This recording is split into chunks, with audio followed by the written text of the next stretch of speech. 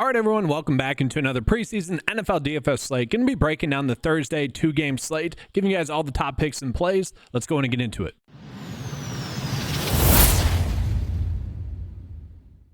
So on this slate, it does seem to be one that maybe is probably a little bit more simple in terms of predictability.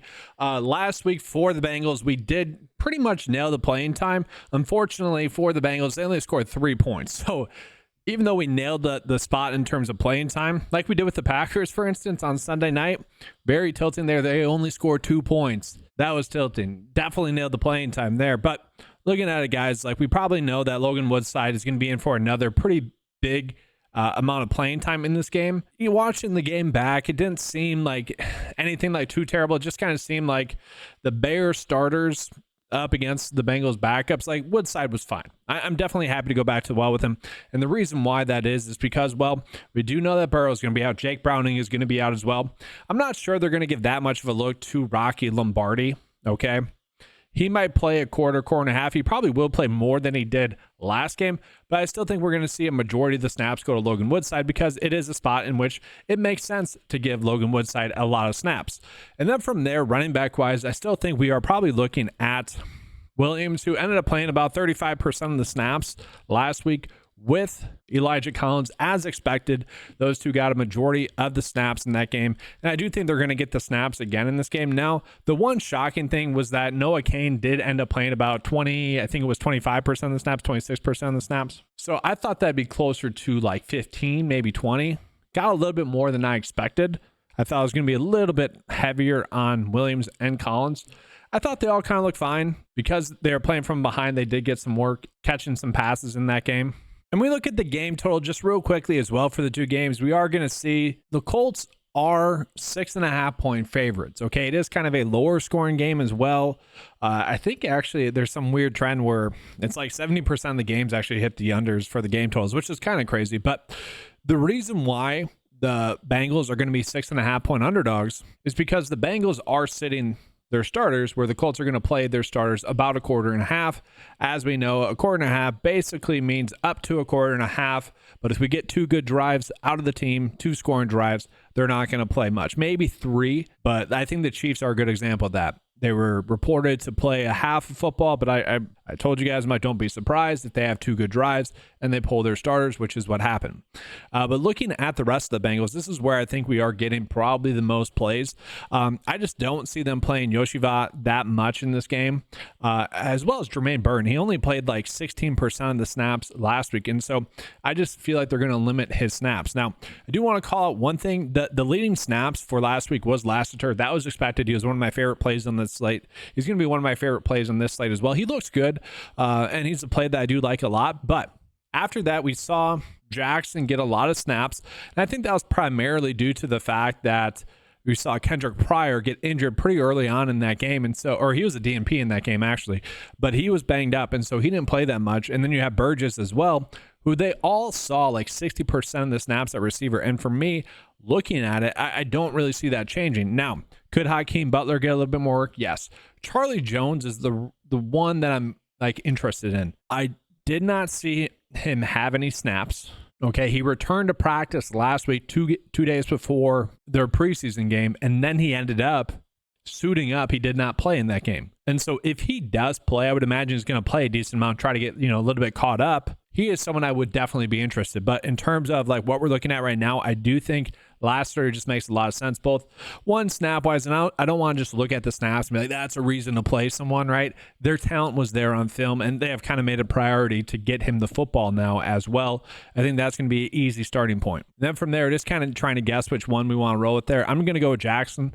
And then tight end-wise. So we know that the preseason NFL DFS tight end GOAT is Tanner Hudson. Okay, Tanner Hudson did not play that many snaps last week. He still was productive in those limited snaps, but I think we're going to be looking at Eric, who has a great name, all to have a good game here, okay?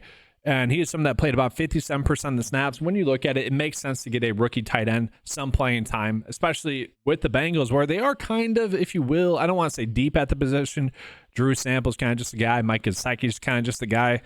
but it makes sense for them to get him some snaps. And so I think this is actually going to be a pretty good base for us on this slate. Go ahead and getting into the Colts. The Colts have been annoying for preseason purposes because they really have limited everyone's snaps. Everyone's been getting snaps, but they've been limiting them. Now, could Anthony Richardson go out, maybe get a rushing touchdown in a quarter and a half? Yes. Again, I think that Sunday slate is kind of a good example of this. Bo Nix was my third favorite quarterback play in the slate because we knew the Green Bay Packers quarterbacks were going to get a half of football. Bo Nix ends up scoring a touchdown, actually played a little bit less than kind of what was being reported. That could happen with Anthony Richardson as well, where he could score a touchdown. So although we know Woodside is going to be the best play in terms of playing time, I wouldn't be surprising to see Anthony Richardson get a touchdown. But after that, I'll have some exposure to him, maybe 10%.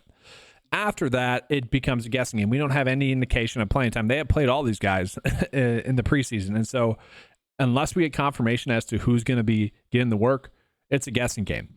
Now, looking at the running backs, they all kind of look good last week. And I'll pull up the box score for you. And so we look at it. I was on Tyler Goodson a decent amount on that slate. I felt like that was more lucky for him to score a touchdown, honestly. Then you look at Xavier Scott, 11 carries. Obviously, that's something that we do like to see there. But my issue is that none of them were involved in the passing game. And you look at Scott's carries, a lot of them came when they were closing out the game as well. And so for me, it does make them all a little bit difficult plays, especially with Sermon still banged up. Are they really going to try to extend Goodson and Evan Hall in this game in terms of playing time? I do think Scott could actually end up being a pretty good play on this slate, especially with the backups not playing much. He could end up playing 50% of the snaps. So again, this is a spot where if we get any sort of confirmation in playing time saying that Scott is expected to play a lot, that is something I'm looking for.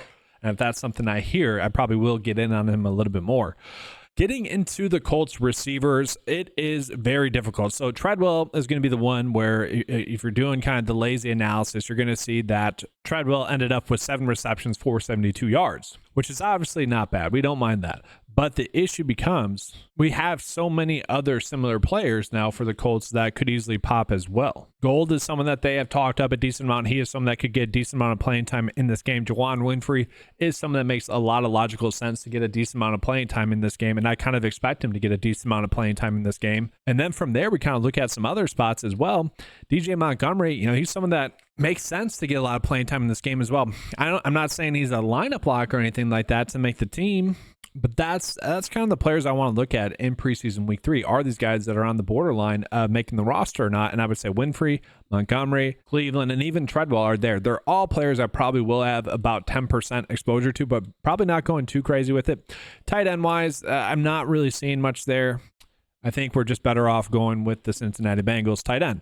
Let's go ahead and get into the Chicago Bears. And guys, the Chicago Bears are also going to be a team that is going to be difficult to figure out what to do. Now, we do know that Caleb Williams is going to be out as well as the rest of the Chicago Bears starters. I'm not sure what we should expect playing time-wise, but if we get news that Banjett is going to play a half of football in this game, we know he's going to start.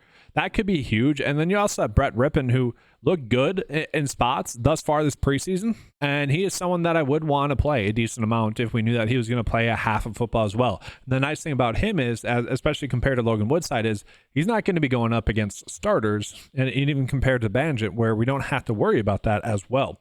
Then running back wise, just looking through it, guys, again, the Bears are a team that played one extra game than everyone. So I was kind of going back and looking at what they did in that first game, that Hall of Fame game in terms of playing time. And that is a difficult thing to do because we know that game was cut short due to weather. But basically, my conclusion is going to be Homer is probably the one that makes the most sense in terms of getting playing time. Johnson, I feel like they got a good look. They know who he is as a player now. Do they really want to give him that extended run? Now, he did play a lot in that Hall of Fame game. Got a decent amount of work in that Hall of Fame game as well. I just don't see them going back to the well with him. I think they're going to, and a lot of teams will do this, kind of play into their bench, play into their 4th-string and 5th-string guys. And so that would also bring in Ian Wheeler into play as well. But I think Travis Homer would be the one I would want to get to first. Receiver-wise as well, it does get a little bit difficult here. So Webster is going to be the one I want to be on the most. And this is going to be because he ended up playing a lot in last week's game. Now, it's not going to show up on the box score that much, but he was the receiver that got the most snaps. And he is already someone that I think has kind of proven himself as a good talent. And so he is someone that I do want to be going out of my way to roster. Now, this is the box score from last week's game. I actually want to show you guys the box score from the Hall of Fame game. And again, this isn't going to be a true indication of like playing time or anything like that or what's expected to come, but I do think we'll see Brett Rippon play a decent amount in this game. I think that just makes a lot of logical sense. We did see Herbert get some work in that game, and we also saw Johnson get some work in that game. Felton got some work. He's no longer there. But again, I think we're just going to see a lot of Travis Homer in this game. It makes sense snap count wise. Colin Johnson was the one that kind of stole the show at the Hall of Fame game. Didn't get much playing time last week, and so I don't know what's going on there. Pettis is still there as well. Pettis is the one that had the good game last week. And so it is a little bit of a guessing game, but I am going to follow the playing time, and I do think the playing time would suggest that Webster is going to be the play that we want to be on the most for the Chicago Bears receiver-wise. That doesn't mean other players can't be productive, but obviously in the preseason, you just want to lock in a decent floor, and you do that by chasing playing time, and he's the one player that I think still makes sense to get a decent amount of playing time, especially in this game, where it's going to basically be a practice squad bowl game. The Super Bowl for the practice squad players, if you will. And he's a play that makes sense there. Tight end wise, I don't like much there for the Bears. And so let's go ahead and jump on into the Kansas City Chiefs. And so we did get confirmation that the Chiefs starters are not likely to play, which is good. That is great that we got that news. But then what do we do with that? Because again, we have a decent spot here for the Chiefs. I think we could actually see Chris Oladokun, kind of said that right. He is someone that I wouldn't say has been great in this preseason, but hasn't been bad. And he is someone that will rush the football occasionally. Had a decent pass to Powell for a touchdown last week, but I think it makes logical sense for him to get a decent amount of snaps. Like last week, he only ended up playing about 12% of the snaps, but you got to remember Patrick Mahomes ended up playing around 30% of the snaps, and then Carson Wentz playing about 33% of the snaps. I just don't see them really risking Carson Wentz playing all that much in this game. Now, that is not something that happened last year. Last year, they ended up playing all three of their backups a decent amount. They all three had double-digit passing attempts, and so we would need to get some sort of verbal confirmation that my thought on that is going to be true. But I do think we'll probably end up seeing a lot of Prince in this game. At the same time, I don't know if the Kansas City Chiefs really know what they want to do playing time wise. So Prince is someone that played 30% or 37% of the snaps last week, which obviously we like, but they have kind of teased that Carson Steele might be the RB2 right now while CEH is out. And we already know that CEH is going to be the backup there. I don't think we're too worried about that. But right now, while he's banged up, it is Steele. And so Steele will probably get around 15 snaps in this game, and that would mean that Prince would probably get around 20. I don't know if I necessarily see Ingram getting a lot of work. He might. And then Bailey, I don't really see him getting a lot of work. They both only saw like 6 and 5 snaps last week. And so I do think the best bet would be Prince, but I also kind of think it is a guessing game. I think I'd rather just go with one of the Bengals players, just knowing that Moss and Brown probably not going to play. They already are down Chris Evans. And so why not just play one of them or maybe even both of them? I think we could get away with that.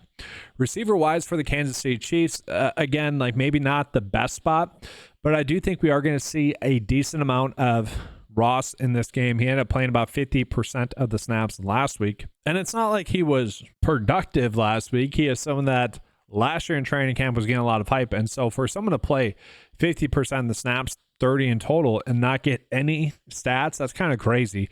We saw that play with Powell. He scored a touchdown. That was a long touchdown. Powell only played 10 snaps, so we're not really expecting that much. But that's kind of the issue with the Chiefs is that we don't really know what to expect playing time-wise just yet. I think Ross is the one that makes the most logical sense to get a decent amount of playing time, which I know is not something you guys want to hear watching this video. I'm supposed to have all that information, but it's just not out there. I can give you guys the best guess, but the best guess and kind of just using the preseason stats in the last game for the Chiefs wouldn't really suggest that we have any great play on paper. Again, I think it'd be Ross if we had to choose, but I think we're kind of looking at a build like this. And so again, kind of with this slate, I do want to be targeting teams that we can know and predict the playing time with them, and I think that's just going to be the Bengals. Now, we could run into a situation with the Bengals like we did on Sunday where we know that the Colts are going to be playing their starters a quarter and a half, and obviously targeting backups against starters, that's not going to be ideal. You just hope that the volume performs, maybe some lucky plays here and there from some of the starters in terms of like touchdowns and whatnot, and hope they're not too chalky.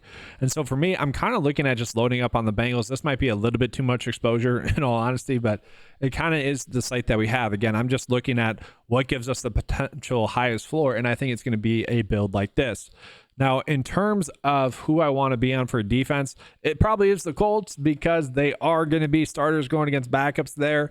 I do want to call it this game might have the potential, the Bears-Chiefs game might have the potential to be a little bit of bad weather there. And so obviously we'd probably want to pivot to one of those defenses. I think we already want to do that. And if we are playing the Bears, and the Bears defense did look good, guys. I mean, the Bears defense, if you even include the Hall of Fame game, I think they've given up like 26 points total. In the last 2 games, it's 9 points total.